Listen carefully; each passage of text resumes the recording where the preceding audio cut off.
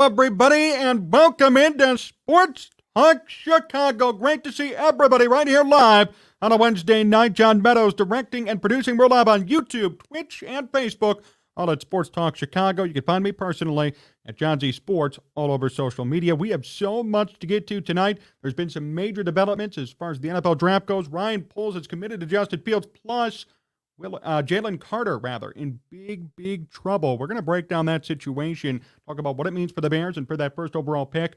Matt Eberflus has come out and said that the wide receiving core needs help. Tell me something you don't know, Coach Eberflus. We're going to discuss that. The Blackhawks have traded away Patrick Kane. Pretty shocking situation. And they didn't get a lot back in return. We are going to talk about what he means to the Blackhawks and why they didn't get as much back as they should have, plus a case study. Kind of a new segment we're going to preview here in the latter part of this show. Daniel Jones wants $45 million from the New York Giants. He had 15 touchdowns and 5 picks last year. I'm going to tell you why this is similar to Mitch Trubisky's 2018 season and why their careers are very similar, why he shouldn't be getting $45 million, why he shouldn't even be asking for it. That's coming up later on. Support our sponsor, Amish Country Farms, for the best Amish food in all of Chicagoland. Hit them up today in Orland Park. Fresh imports weekly from the Amish of northern Indiana. Eggs, cheese, milk, fresh baked goods, pies. All of it's right there for you. Just head on over to Amish Country Farms in Orland Park today. Hit up their link in the live chat feed and also in the description of this video. Follow them on Facebook and tell them Sports Talk Chicago sent you. Big show tonight. So glad everybody's here. I think we're going to have a really good time. And I want to start today with this. Ryan Poles has made it known, somewhat. Justin Fields is the guy for next year. Now, this should come as no surprise to anybody. This could have been told to you one day after the end of the 2022 season. We all knew Justin Fields was going to be the guy for this team moving forward. He's shown enough. He's proven enough to the point that, yes, he has deserved a third year. He's deserved a fourth year, maybe even a fifth year, based on how last year went. The interesting part to that story, though, is this. The Bears will do their homework on this year's quarterback class, which any good GM would do. They're going to be meeting with quarterback prospects this week, the Bears, but they'll likely do so merely as a way of garnering information to pit teams against one another for the top pick of this draft. Doing their due diligence will be crucial when it comes to leveraging a trade, and it's encouraging to hear this, that the front office is leaving no stone unturned. This is from OnTap Sportsnet. Ryan Poles told Patrick Finley and Jason Leisure that Justin Fields was involved in the draft process last year, and he will be involved again this year, too. Justin Fields will have a say in who the Bears may or may not draft. He might be biased, though, right? I mean, he won't be advocating for a quarterback. I don't know. Look, I think this is a predictable development. I think this is something that makes a lot of sense. We knew that Justin Fields was going to be the guy. This comes as no shock or no surprise to anybody, and he's certainly deserved it. It's nice to hear Ryan Poles say it out loud, but it's also nice to see the Bears do their due diligence on quarterback prospects. There is a 0.00001% chance that they draft a quarterback. So might as well do your due diligence and find out who these guys are and what they're capable of. But at the same time, this article brings up a good point. By understanding and knowing what each quarterback and each top player brings to the table, you could pit teams against one another and force them to give up a lot for that top spot. That's the goal.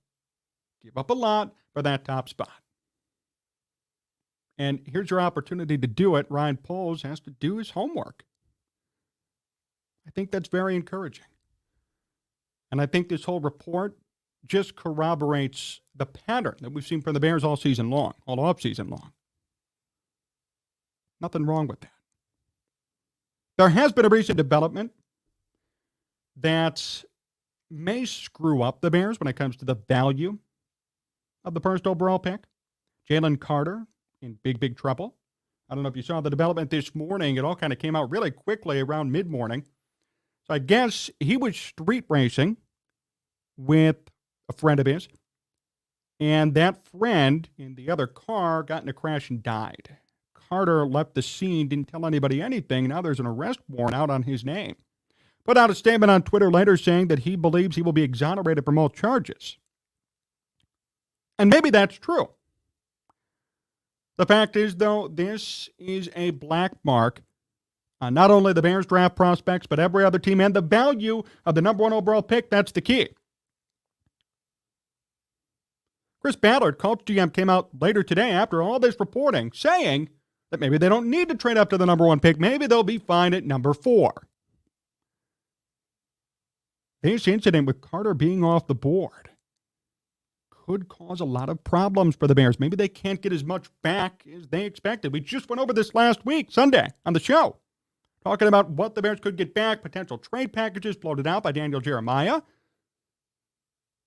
potentially 3 to 4 picks for that number 1 spot from the Texans and or the Colts. Now I'd be surprised if they get 3 or 4. Especially with that statement from Ballard. Makes sense. He believes that at number 4, they can get the guy they want. And I'll tell you what, with a potential number 1 pick off the board, maybe it will be easier.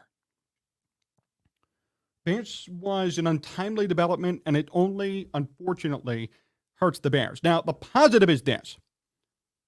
Had the Bears drafted him, then found out about that incident, there could have been a whole PR scare and really a draft scare. Bears could have drafted him, he never would have played a game. Very possible. Bears could have drafted him. Hey, number 1 overall pick. What a great player, or first-round pick. And in June, we find out about this crash, arrest warrant, and he never plays a game in the NFL. And then the Bears are in pretty big trouble. They lose the opportunity to use this generational pick for good.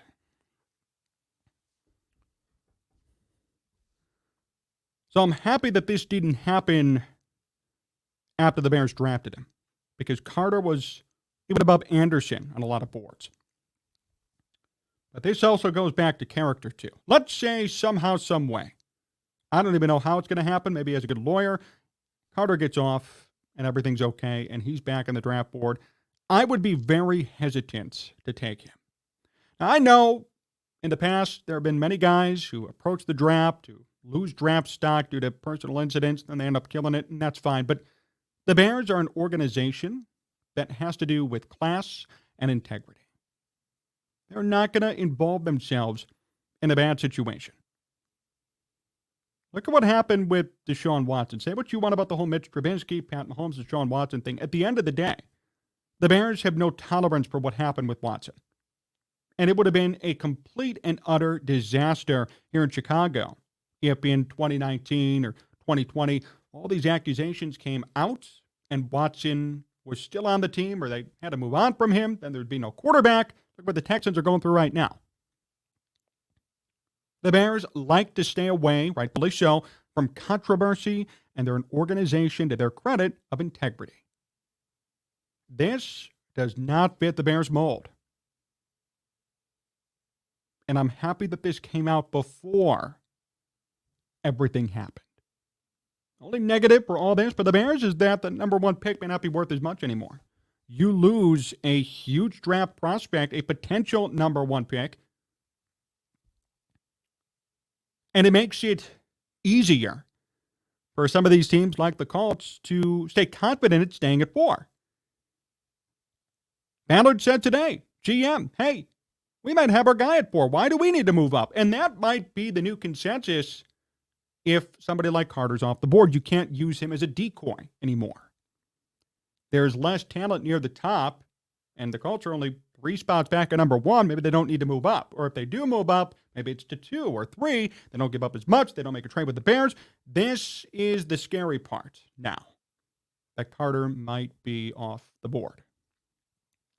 As far as the Bears go, I think Will Anderson's going to be the logical pick, and I advocated for Anderson a couple of months ago, actually. I said Anderson even more than Carter based on his pedigree and on his records.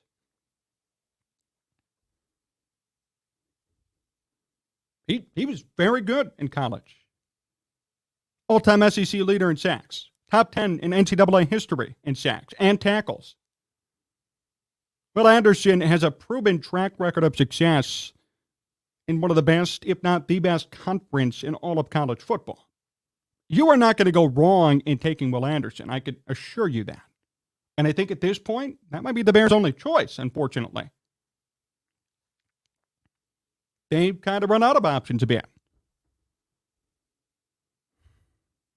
And it's all Carter's fault. So, mixed emotions and mixed reactions from me on this situation. Carter's in big trouble, and I have nothing to say in regards to that situation or what his fate will be. I don't even know, but somebody died. So that's not going to be taken lightly, nor should it. He's in trouble. As far as the draft goes, number one pick for the Bears is not going to be worth as much because you've taken out a top prospect immediately. They're gone. They're off the board. So every team's board shrunk a little bit. And someone like the Colts could say confidently, like they did today, we don't need to move to number 4 or number 1. We don't need to move to number 1. We can stay at 4. Well, that could hurt the Bears. Maybe they don't have as much bargaining power or as much leverage or as much of an ability to demand more from somebody like Indianapolis or Houston. That's unfortunate. But on the flip side for the Bears, it is very good that this came out before the draft began. Stay away from Carter. Stay away from him. If somehow he finds his way back onto the board, don't draft him. Not worth it. Not worth the headache that's going to come along with it and the character issues that come along with it. I know everybody's young. Everybody's stupid when they're young, right? Everyone's made a mistake when they're young. Of course. But think about the situation that you're in if you're the Bears. Really any team, but especially the Bears. We're talking about generational wealth, generational talent, generational opportunities. $98 million in cap space. Number 1 overall pick. Quarterback on the rise. New GM, new head coach. Do you really want to complicate the issue and bring in somebody who indirectly or directly, depending on how you look at it, cost someone's life? Not a good idea. And the Bears don't need any more controversy or any more problems right now. They need to focus on winning and finishing the rebuild that they started. So if I'm the Bears, if somehow, some way, which I don't even know how it's possible, but if Carter came back onto the board, don't go near him. That said, they're going to suffer with potential compensation for this pick. They will. The Colts coming out making that statement is pretty bold, I have to say, because they suck. So to come out and say, we could stay at 4, that's pretty bold to say. When you had Sam Ehlinger, Matt Ryan, and Nick Foles rotate at quarterback for you this past season.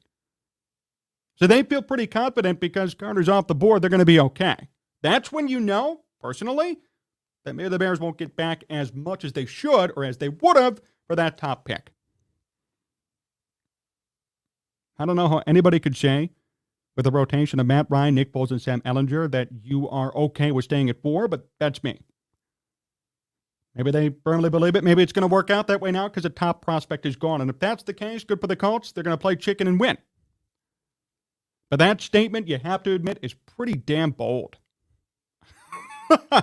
Especially with those quarterbacks that you had on your roster playing and starting games for you this past season. You have a rookie head coach now. You have no quarterback, and you're saying, I'm going to stay at 4. Or maybe I could stay at 4. Bold. They weren't saying that a week ago. We were on this show. Jim Irsay, owner, said we have to move up to get a quarterback. Now we might be able to stay at 4. All because of this. Look at the fallout that's coming from Carter being in trouble, being off the board. 1 week difference from we may have to move up, we have to move up to, we might stay at 4. All because of one guy leaving everybody's board. That's my point. Things change, circumstances change, and now all of a sudden the Bears may not get as much back as they should. That's unfortunate for them. But at the same time, I'm really happy they avoided drafting him because that would have been a problem. Black Rain 7920. What about Carolina? I heard they were willing to do a big trade. So I don't know what Carolina's trying to do. I read today that Sam Darnold is going to be re-signed. Now, I don't know if that's going to be starting or backing up. I would assume backing up. But they could also be in a Carson Wentz.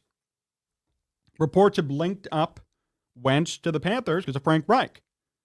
New head coach for the Panthers. He was Wentz's head coach in Indianapolis, and he was with Wentz in Philadelphia for a time, too. I highly advise against it. If I were Carolina, I would draft a quarterback, especially with an offensive-minded head coach like Frank Reich, and the fact that you went through, again, 3 or 4 different quarterbacks this past year, similar to the Colts, when you have quarterbacks like Sam Darnold, Baker Mayfield, and P.J. Walker starting for you, hey, hint, time to draft a quarterback.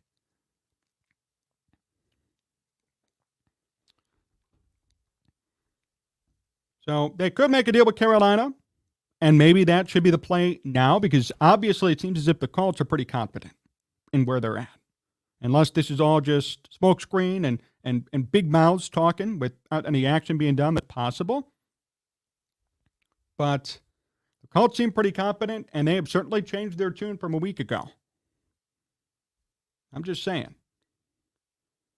Wentz should retire. You have to take Anderson at King Pookie Nation. You're right, yes. At this point, you're going to have to. The Bears have done so well being an all-inclusive franchise that picking Carter would be against all they've promoted. Yes, thank you. Midlife Models, Diecast Restorations. I appreciate your comment. Sounds like a business there. But yeah, you're right. The Bears have always been, to their credit, I mean, they may not win a lot. We might criticize ownership and leadership. But one thing they do pretty well, in my opinion, in the years that I've covered and followed this team, they do a hell of a job at staying away from off-the-field controversy and issues. They didn't have a Deshaun Watson situation. They're not going to deal with the Jalen Carter situation. Everyone on the team is pretty, I would say, well-behaved. And they do a good job at keeping their act together both on and off the field. And that matters more in the long run than on-the-field performance, in my opinion. I'd rather have a team do things the right way, maybe not be the best, but always do things the right way and have integrity and know that they're good men on and off the field, than have a team that wins some, loses some, but has so many issues off the field that the team's just out of control.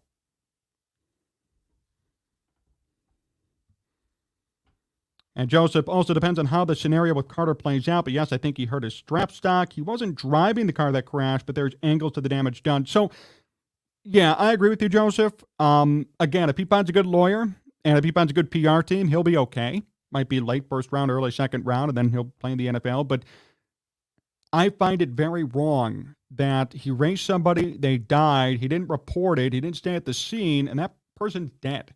So, again, maybe he didn't actively do it, which there's a difference, but he was partially responsible for somebody dying.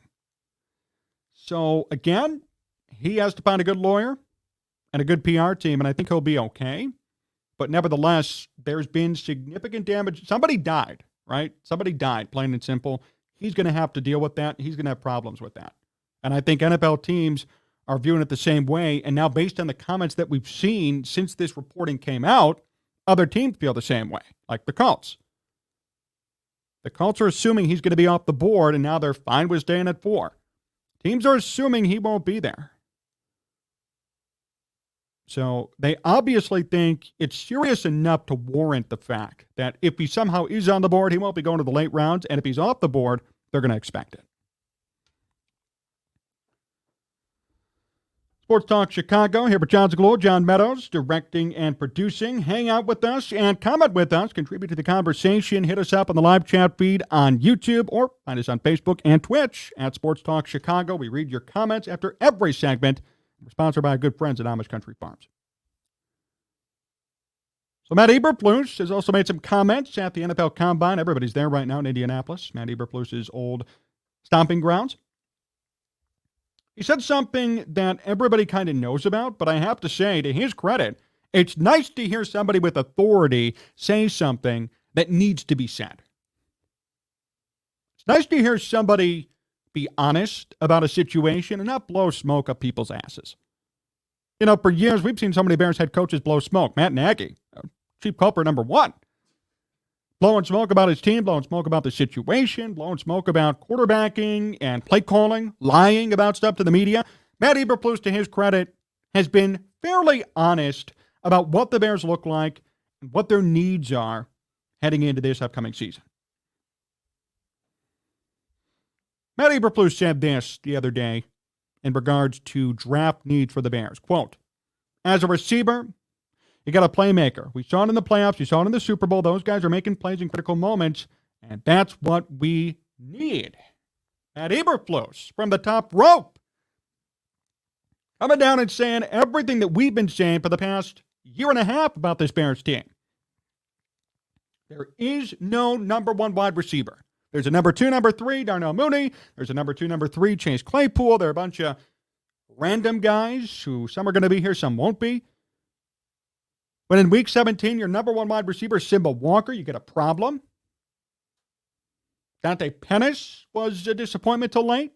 EQ St. Brown got a contract extension.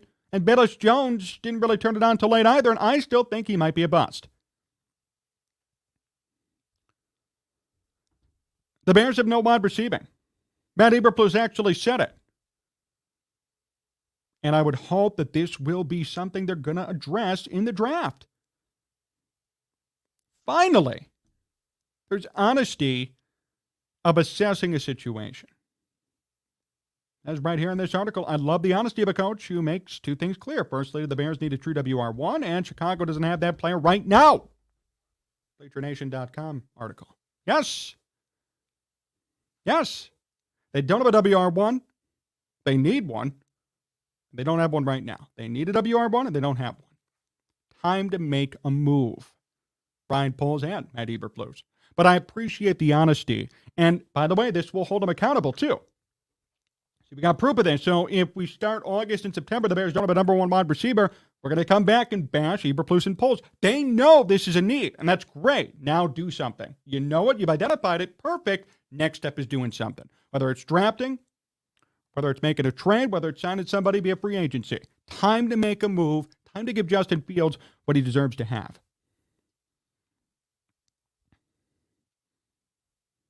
I love it. And the Bears could draft people. With Justin Fields in on the draft process now, maybe they will draft somebody he knows, a wide receiver, or somebody he likes, somebody he has a connection with, and that would be great. I'm okay with Justin Fields having say in this draft. Really, I am, because he is the future quarterback of this team. Make him a franchise piece and let him be a part of the bargaining table. Now, it doesn't mean he makes every single decision, but he should be able to offer up a list of players or a couple of guys that he knows who he thinks would help him out on the field. Why not support your quarterback, right? You know, there are so many old school people who are like, oh, don't let the quarterback get involved. He has no say. It's a little bit different now.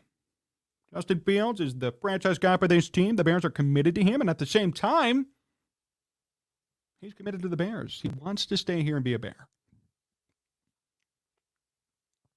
And you need him to perform for your team to get out of the gutter. So it would behoove everybody to let Justin Fields have a say in what's going to happen. I love the move, and I love the awareness by Eberflus and Poles to let him be there. And I love the awareness by Matt Eberflus to come out and say what's been on everybody's mind. Everybody's mind. I love this quote. It's the best. As a receiver, you got a playmaker. We saw it in the playoffs. You saw it in the Super Bowl. Those guys are making plays in critical moments, and that's what we need. That's what we need. Matt Eberflus knows the Bears need a true WR1. And I have to say, I appreciate the agreement, because last year at this time, when we talked about Darnell Mooney being a number one, potentially, and the Bears training for people, everybody was convinced that for some reason this Bears wide receiving corps was good. I don't know why. I don't know what went through people's minds, but everybody defended Darnell Mooney as being a WR1. And the Bears talked about other players who could be big pieces on this team. Well, we've seen everything play out this past year, and we kind of know now Darnell Mooney ain't a number one, and the Bears don't have a true number one. And they were equipped this year with a bunch of 3s, 4s, 5s, and even 6s. And that hurt Justin Fields. And that hurt his ability to be successful. And that's unfortunate for him. If you want Justin Fields to be the quarterback that you envision him being, you have to give him something to work with. Now, it's very hard to do it all on your own. It's very hard to win without the horses in any sport. And some guys do it, barely, and most of them don't. There are probably 3 or 4 quarterbacks who I could trust to lead their team to a playoff appearance based on them and them alone. And really, that number might be down to 2 or 3 now because I used to put Aaron Rodgers in that category, and obviously that's not the case anymore. Tom Brady, maybe. Now he's retired, but maybe Brady, because even last year they made it with that horrendous team in Tampa. Patrick Mahomes, for sure. They lost Tyreek Hill. They won the Super Bowl. That's unbelievable. But there are very few who could do it. Russell Wilson used to be a guy who could. Now he can't. So there are guys who used to be in that list who aren't even there anymore either. Almost every quarterback in football today needs a supporting cast willing to help. And it's okay to admit that. It's okay to say it. This isn't the old days anymore. This isn't Joe Montana, Dan Marino, where it's just one person crews. And even then, there were good players all across the field for those teams, for those Dolphins teams, Niners teams, but you get the point. They were the face and the head of the franchise. Now today, you need a decent quarterback or a stud, and you need good guys around him to do anything significant in the NFL. Justin Fields needs weapons. And the best receiving weapon he has right now is probably a mixture of Darnell Mooney when he's healthy and when he actually wants to play. Cole Kmet, kind of, but not really. And Chase Claypool, if he can understand how to play offense in Chicago. So, again, each player even has a caveat within themselves. Now, on paper, if we take everybody's best season, they'd all be decent options for Fields. Mooney had a 1,000-yard year in 2021. Chase Claypool had a 1,000-yard year a couple of years ago. And Cole Kmet is getting better. In a perfect world, if they all performed at their peaks, we wouldn't be having this conversation. I'd be okay with the Bears having no WR1, but two very good WR2s, like Mooney and Claypool, could each rack up about 1,000 yards and make plays. But that's not the case. That's not happening. The Bears need a true big name, big threat, big talent, number one wideout. Like when they got Brandon Marshall for Jay Cutler. That was a huge move, and it worked. And then Martellus Bennett came in. Then they had Alshon Jeffrey. Alshon Jeffrey was a WR1. Put up the numbers to prove it. Allen Robinson was a WR1 until last year. He was. 1,000-plus yards a couple of years in a row with a rotation of quarterbacks. WR1s are able to put up yards even when the quarterback situation is murky. Like even Chris Olave, right? Remember Justin Fields' teammate? Rookie year this year in New Orleans, 1,000 yards. And he had Andy Dalton and Jameis Winston throwing him footballs. That's a WR1. Chris Olave, rookie, WR1. I could say it confidently. If you're putting up those sorts of numbers with a rotating cast of quarterbacks, you are a number one wide receiver. Tyreek Hill, second in the NFL in receiving yards, and he had a rotation of quarterbacks. Tua got hurt. Teddy Bridgewater got hurt. Skylar Thompson came in. Second most yards in the entire NFL. WR1. Justin Jefferson, fifth most receiving yards down a single season this past year.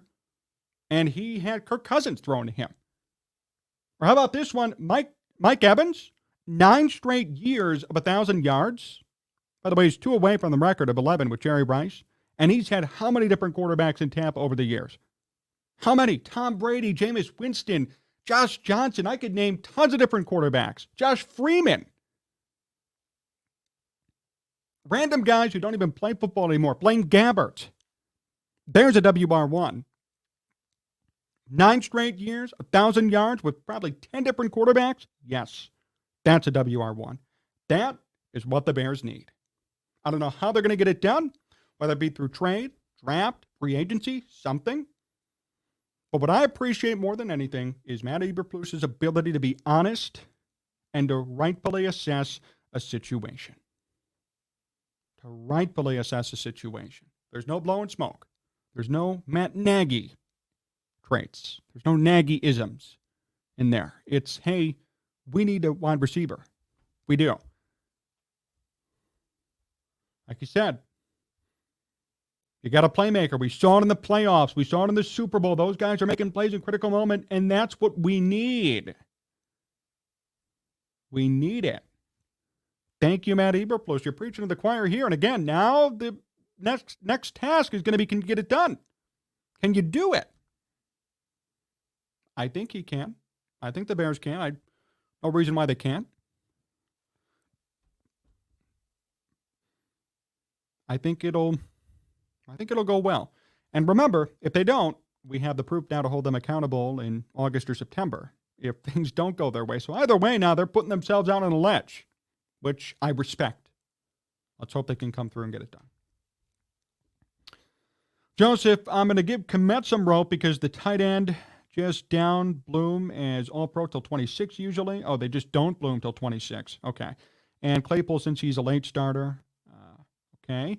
Need to bolster up the trenches. Who knows? Olave still may make it here. Saints still in red, both draft and cap-wise. Yep. Dan Tanner, my guy, I wanted the Bears to get Olave so bad. I agree with you, especially about that Justin Fields Ohio State connection. And he's turning out to be a stud no matter who the quarterback is. I really respect him. Tiff, Mike Tomlin gave up on Claypool. Should that be a red flag? Yes, it should. Because, if you piss off Mike Tomlin, and I have lost a little bit of my respect for him, but for the most part, I love Mike Tomlin.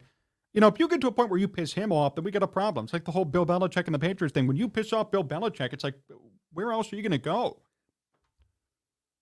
The Steelers have gone through so many receivers over the years who had a couple of spurts, then they dropped off, like Juju Smith-Schuster, now Claypool, Martavis Bryant there for a time.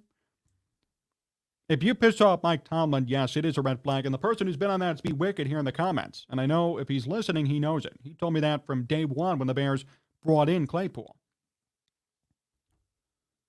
Bayless is a weapon, says Joseph. And Mooney is a WR 1.5. I like that. I actually like that definition, Joseph. WR 1.5, because I think he's mainly a 2, but he can be somewhat of a 1 in terms of output. 1,000+ yards, you're near a 1, if not at a 1. But at the same time, it's like, well, that only happened 1 year. There's no track record of full success year to year. He needs a certain situation to perform. WR 1.5 is actually a very accurate assessment. I like that. I like that, Joseph. That's a very good comment and a good point. And our guy Dan Tanner said, sorry I'm late. I had to finish the season debut of The Mandalorian. That's okay. I appreciate you making the time after The Mandalorian for me here on Sports Talk Chicago. John Meadows here with me, and all of you here with me as well. We're live on Twitch, Facebook, YouTube. You could comment, join the stream, let us know how you're feeling. You could also find me personally at John Z Sports. And by the way, one more thing too, make sure you hit up our podcast. If you're driving in the car, driving around the next day, or you want to hear specific segments of the show, but you don't want to watch it, maybe you're busy doing something, have your AirPods or your earbuds in, you can just search up Sports Talk Chicago. We're on every podcasting platform, Apple, Spotify, Google Podcasts, Odyssey, iHeartRadio, TuneIn. So if you're looking for a way to download and listen to the audio portion only of the show, we're on there. And after every show, we do upload every specific segment onto that portion. So make sure you hit up the podcast too if you're in need. Alrighty. This should be fun. The Blackhawks have traded Patrick Kane. I am not, and we do not cover hockey intensely on this program. Many of you know that. But I think everybody could say something about Patrick Kane. Everybody knows who he is and knows the contributions that he's made to this team. Saw something from Joe Brand. He does Blackhawks pre and post on WGN Radio. He said this past week was the first time since 2004 that the Hawks didn't have a combination or any players like Keith, Seabrook, Kane, Taves, and Patrick Sharp. So this past week and now currently, it's been the first time since 2004 that not one of those guys have been appearing in a game for the Blackhawks. How crazy is that?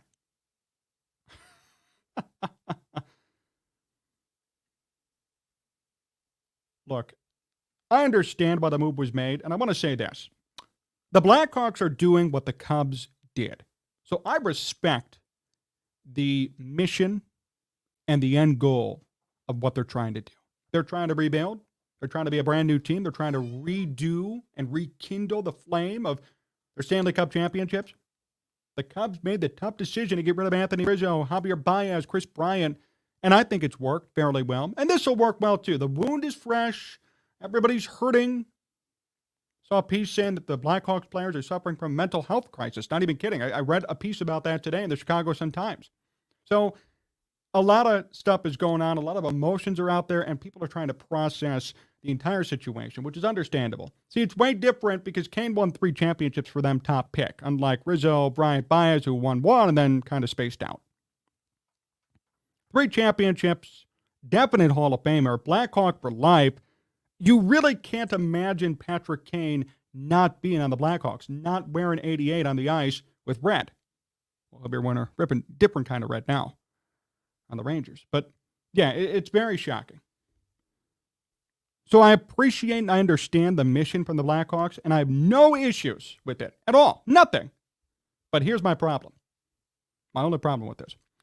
The Rangers sent a conditional 2023 second-round pick and a 2023 fourth-round pick to the Chicago Blackhawks in exchange for Kane.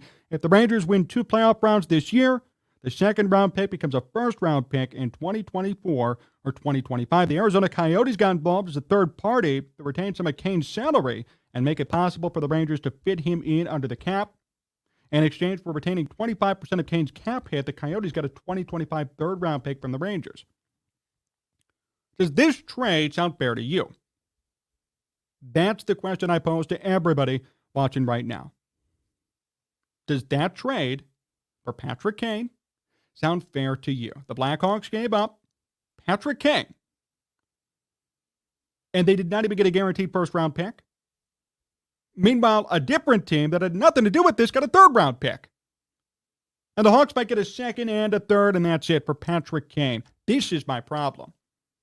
Patrick Kane is still a productive player, and I read an article today saying that the Rangers fleeced the Blackhawks and that they're ready for a Stanley Cup run. Patrick Kane is not over the hill by any stretch. He's still a very quality hockey player. Why are you not getting a guaranteed first-rounder for a future Hall of Famer and a franchise legend? Again, Cubs situation different. Everybody was over the hill. Chris Bryant sucked. Javier Baez sucked. Anthony Rizzo sucked. They all went. They were playing like crap. The Cubs were playing like crap. Goodbye. Fine. I'm okay with that. Cubs didn't get back amazing returns for all of them, but they still got something back even though they weren't performing, which is a credit to Jed Hoyer. Here, though, we have a rookie GM with the Blackhawks, Kyle Davidson, and they get back a conditional first-round pick, which is probably going to be a second-rounder, unless somehow the Rangers win the Stanley Cup, and then a fourth-rounder, and then Arizona gets a third-rounder just because for taking on some of the salary. Don't like that trade. I don't like that trade. I don't think it's fair. I don't think it is right. And I think the Blackhawks, in a sense, got fleeced. And that's what pisses me off, because this is somebody who is a franchise legend, definite Hall of Famer, great player, quality person. And this is the thanks that the Blackhawks get for it. Meanwhile, the Rangers are gearing up right here for a Stanley Cup championship with the addition of Patrick Kane. The Rangers bolster their Stanley Cup chances, and the Blackhawks get a couple of late picks. For a guy who's going to be a Hall of Famer who won 3 championships with them, who is not over the hill keyword. Nope, don't like that. Don't appreciate that. I don't think it is fair. And it's a shame. You know, you would think the Hawks, especially with how close to the best they've been before the trade deadline, you would think they demand a king's ransom for somebody like Kane. Maybe not as much Jonathan Toews due to health issues and lesser performance. I would understand that. I would understand it. And he's not even healthy right now. He's suffering from long COVID symptoms. So he wasn't even on the trade block anymore. He took himself off. That's fine. Great. I'm okay with that. But you would think for somebody like Patrick Kane, who's still healthy, who could still perform at a decently high level, you would think they would demand everything. He's your franchise legend. He's your last cornerstone of the franchise, of the dynasty, still performing at a high level, still himself on the ice. And the thanks you get and the return you get is a non-guaranteed first-round pick, another late-round pick, and then a different team gets a third-round pick for assuming his salary, 25% of it. The Rangers gave up essentially nothing for a Hall of Famer who is still productive, who could help them win a Stanley Cup. And the Blackhawks just rolled over and let it happen. If the goal is rebuilding, if the goal is bolstering your team, will these picks really align with that goal? I don't know. Maybe the Hawks will strike gold in the second or third rounds. They'll make something happen. But there's not even a first-round pick. There is no guarantee of anything. The only guarantee is that the Rangers are ready to win a Stanley Cup. And they took Patrick Kane. That's the only guarantee. The only guarantee of this entire trade is that the Rangers are ready to win the whole thing, and they took a legend from the Blackhawks for absolutely nothing at the end of the day. That's the only thing guaranteed.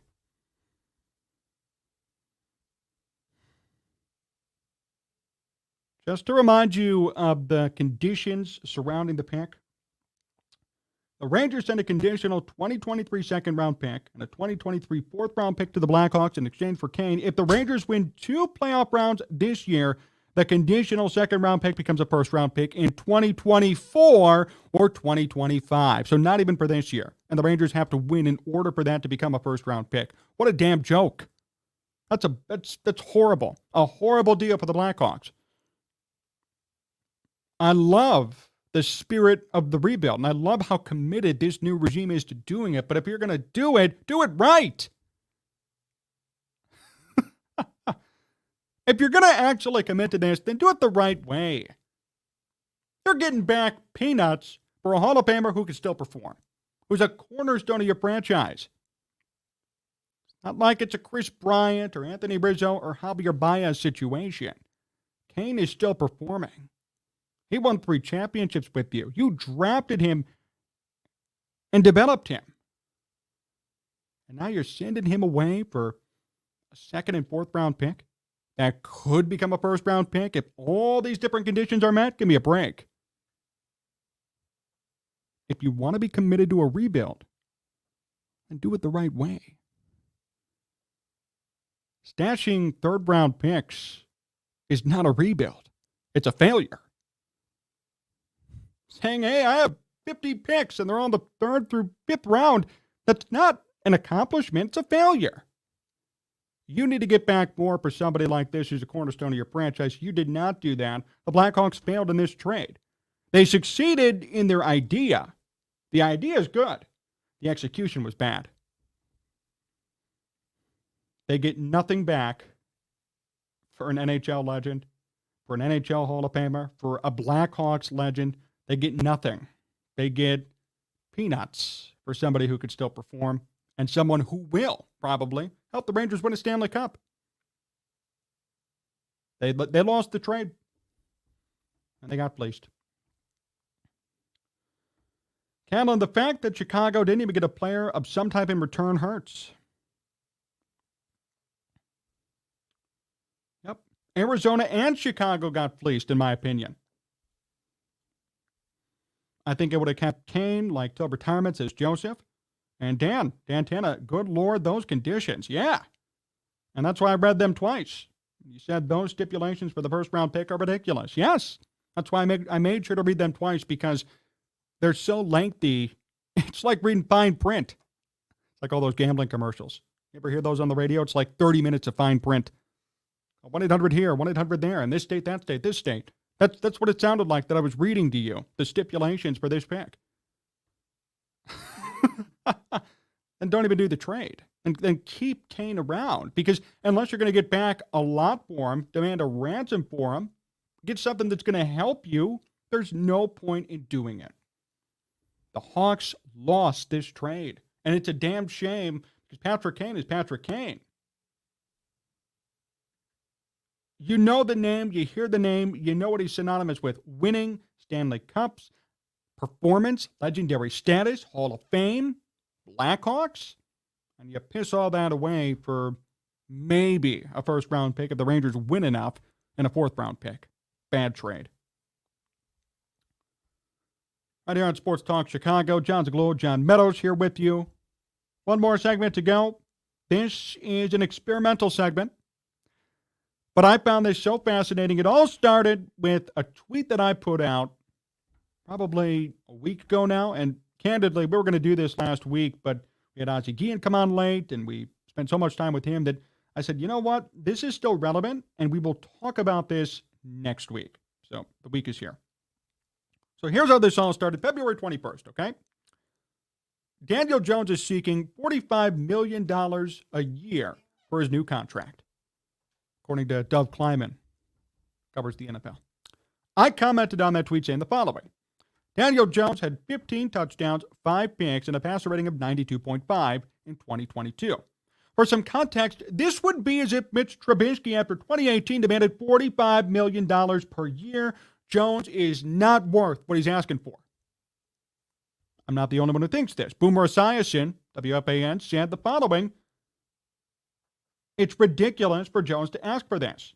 $45 million, you're out of your mind. You got to understand who you are. 15 touchdowns and 5 picks is not getting you $45 million per year. So it really made me think. All the creative juices were flowing in my head. And I thought, you know what? It would be interesting to do a case study on the similarities between Mitch Trubisky's 2018 season and Daniel Jones's 2022 season.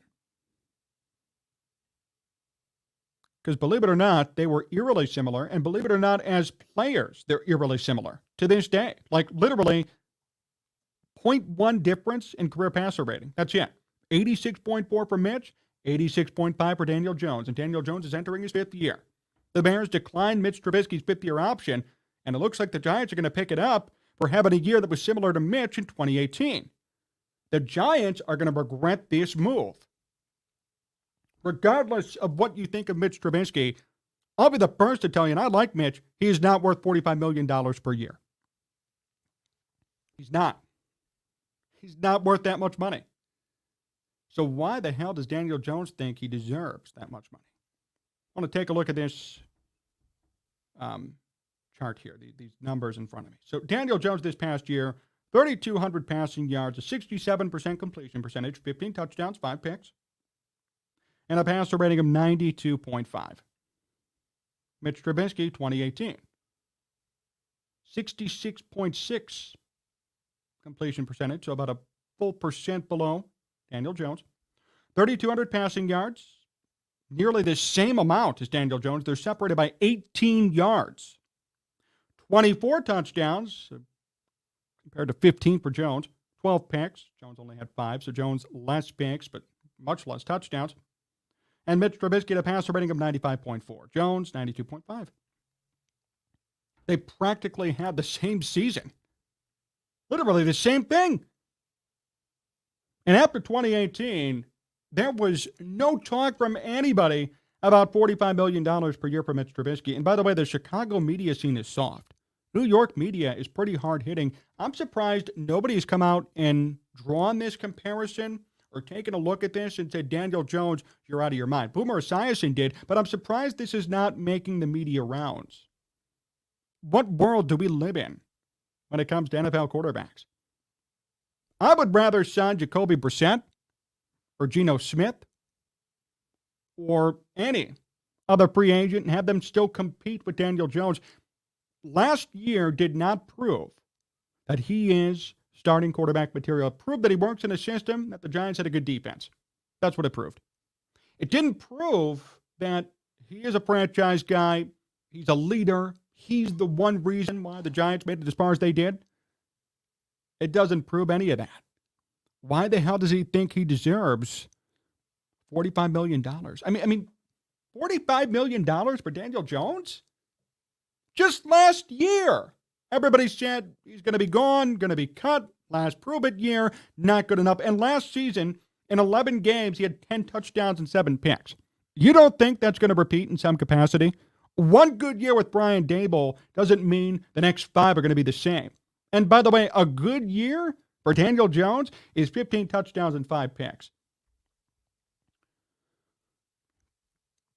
That's nothing. He played a full season.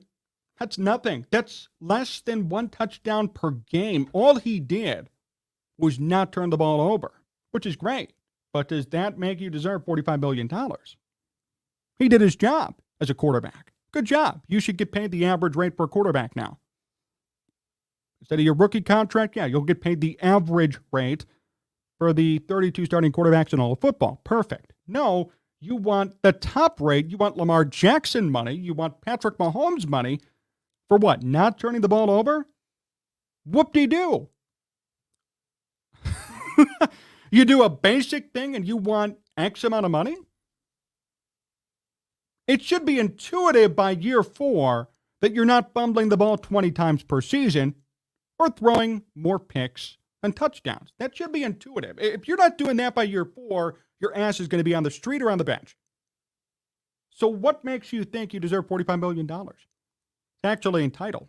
It's an entitled stance to have if you're Daniel Jones. Say what you want about Mitch Trubisky, but I didn't hear him clamoring for $45 million after 2018. He kept his mouth shut and still played and tried hard. And their seasons were the same.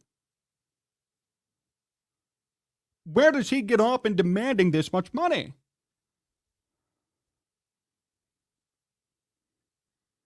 I'm just so stunned that no one's making a bigger deal about this. I know there's so much else going on in the NFL now. There's whole Jalen Carter news. Derek Carr's making the rounds now. Aaron Rodgers, where's he going to go? There's a big quarterback carousel. I get this is not the sticking point for everybody. But in New York, it should be. I know New York media. I've had guests on my program. They're hard on people. Why is nobody making a big deal about this? Side by side, if you compare Mitch Trubisky in 2018 to Daniel Jones in 2022, it's the same season. Everybody says Mitch Trubisky's a bust. Everybody says Mitch Trubisky blows. Everybody says that the Bears should not have moved up to take him and that he set the Bears back. But Mitch Trubisky never demanded $45 million per year. Daniel Jones, having a similar or lesser season than Mitch, is demanding top-rate money. And all he did to improve was not turn the ball over. He discovered how to be a basic starting quarterback in football, and now he thinks, I deserve to be paid. No. And more people have to start getting on this because, Giants fans, I'm worried about you. I'm really concerned. You're going to be stuck with a quarterback who's going to be mediocre at best for the rest of his life and the rest of his time in New York, and you're going to be paying him so much money that your team's going to be cash-strapped and cap-strapped to the point where you can't sign anybody else. There are reports today saying they might only be able to keep one, Saquon Barkley, or Daniel Jones. They can't keep both. You're going to pick Daniel Jones over Saquon Barkley even? I know you don't pay a running back, but in this case, I'd pay the running back if I had a choice. We need to be more aware of what's going on there in New York. All of us do. But for the sake of their fan base and for the sake of the team and the health of the team moving forward, Daniel Jones is not going to replicate last year every year. And even if he does, okay, that's not game-changing. It's fringe playoff contending, not game-changing. For a fringe playoff contending performance, you do not deserve $45 million. I don't even think Lamar Jackson deserves $45 million, but he might get it. Fine. Okay, you can't win every battle, but this is not $45 million worthy. Daniel Jones is not an MVP winner. Daniel Jones is not a record holder for rushing yards per season per quarterback. He is a mid-level quarterback who finally learned how to hold on to the football. And it's been his 4th year in the NFL. That's kind of sad. He does not deserve that much money.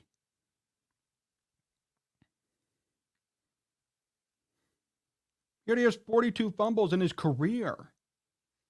I mean, he had 19 in 2019 and 10 in 2020. He led the league in fumbles. He has the 17th most fumbles amongst active quarterbacks in football. He's played in the league 4 years. Amongst all active quarterbacks, starting and backup, anybody who's considered even a free agent, 17th in all of football amongst active quarterbacks. Ouch. And he wants $45 million per year. Probably about $1 million for every fumble that he's committed in the NFL. 42 fumbles, $45 million. So $1 million for every fumble he's committed. And you know, we're going to hear Giants fans saying, you're being a hater. I'm trying to look out for you. This is not the right move. And I have not seen enough to convince myself that he deserves any money whatsoever beyond his rookie contract, I would almost still decline his fifth-year option. I would, because you know what? You could get this production out of anybody. You could get it out of Geno Smith. You could get it out of Jacoby Brissett. Jacoby Brissett put up 3,600 yards in his 1 year starting for the Colts, and they were in shambles. You could get this same production out of Jacoby Brissett or Tyrod Taylor if he played a full year. I know he's backing up Daniel Jones now. If you're looking for this production, there are ways to do it for $10 million to $15 million per year. So why waste $30 million in cap space per year for an extended amount of time for no reason?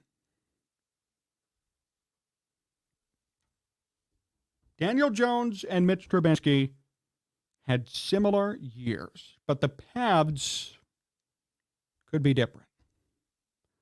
But I do know one thing. Mitch Trubisky was not demanding anything from anybody except, hey, I'm going to work harder and we're going to try and really win it all. That's awesome. That's great.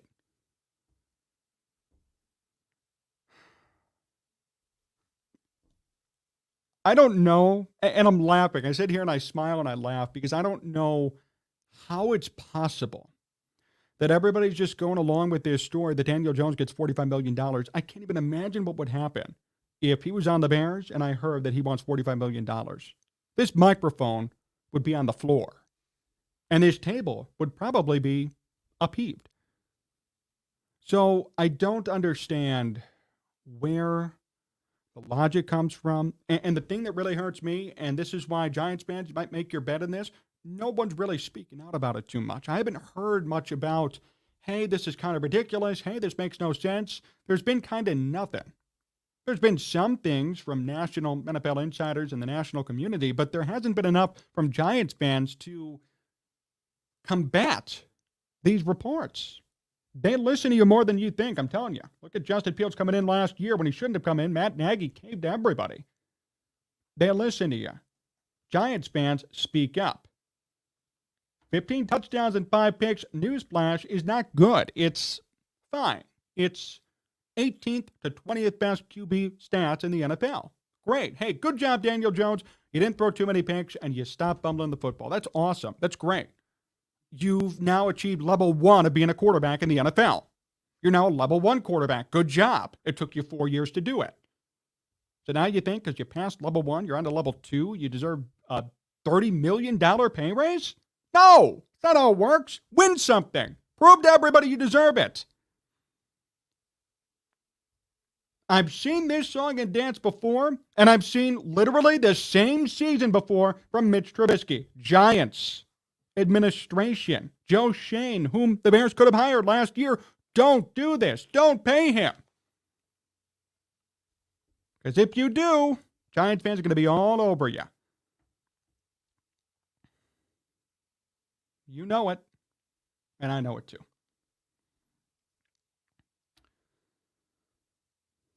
Michael, he did a decent job. 40-ish million is the market for a mid-QB now. I don't know about that, Michael, because I'll tell you what, Jacoby Brissett and Geno Smith, maybe Geno Smith now, but Jacoby Brissett you could get probably for $15 million. Mitch Trubisky you could probably get for $15 million.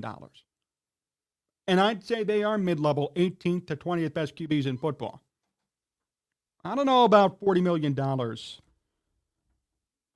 being the right rate for a performance like that.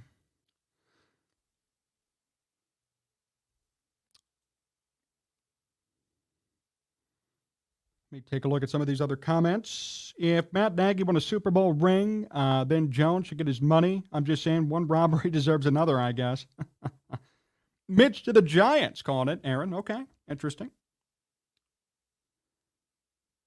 He had a garbage wide receiver core.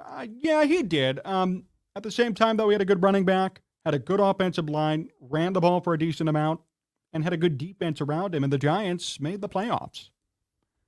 And in the games that he started, they went 9-6-1. I'm not saying he is horrible. I think for the right price, he's a decent quarterback. But for the price that he's demanding, it's just not even worth the conversation to me. That's all I'm saying. Going back to a hockey comment, by the way, Joe. Hey, Joe, great to see you hanging out with us. He didn't want to go anywhere but New York. Hawks had no leverage, and he's a free agent at the end of the year, right? Yes, Joe, you're 100% right on that. I just think there should have been a little bit. I mean, come on, first round pick. That's all I'm saying. First round pick for Kane, who could still perform, even with the no leverage part. I think they should have gotten something more definite back. But as I said already, hey, I love the idea. They really are doing it the right way. They're doing it the Cubs way, and I think you and I can agree, Joe. Cubs way is paying off dividends right now. So that's nice, but I just wish they would have gotten more back. Gino is better than Mitch, and Gino will get $35 million this offseason. Yes, he will. I never said no. Mitch, if he was on the market now, would probably get about $10 to $12 million. Gino is better than Mitch. Will Gino do what he did last year? I have skepticism about it. But that's fine if he gets $40 million. Gino passed for 4,200 yards, broke the single-season Seahawks passing record that Russell Wilson had, threw for 30 touchdowns, and propelled Seattle into the playoffs. Daniel Jones threw for 15 touchdowns, 3,200 yards, had 5 picks, and was a game manager for a team that barely made the playoffs, too. Daniel Jones had literally the same numbers as Mitch Trubisky did in 2018. He does not deserve $40 million even. Maybe 25 or 30, okay, fine. 40, 45, 50, no chance. Well, on that note, I think we'll finish up here tonight. I want to thank everybody for tuning in and hanging out here with us. Remember, we're live on YouTube, Twitch, and Facebook at Sports Talk Chicago. Follow us on all those 3 places, and you can follow me personally at Jon Z Sports all over social media. Make sure you subscribe to the channel, hit that like button, set up notifications so you don't miss anything. Support our good sponsor, our good friends, Amish Country Farms, for the best Amish food in all of Chicagoland. Hit them up in Orland Park today. Tell them Sports Talk Chicago sent you. Big thank you to John Meadows, directing, producing, making sure everything worked out on the distribution end, on the back end for us. And I appreciate all of you for tuning in. Some great discussion tonight, some in-depth discussion. And this was really a fun stream. I think it's one of our better ones in recent memory. We're going to be back at it on Sunday, so you don't want to miss that as we talk more about the Bears, the draft, probably some baseball stuff, and who knows what else. We're going to be getting into that stuff. We're going to be booking more guests in the weeks to come as well.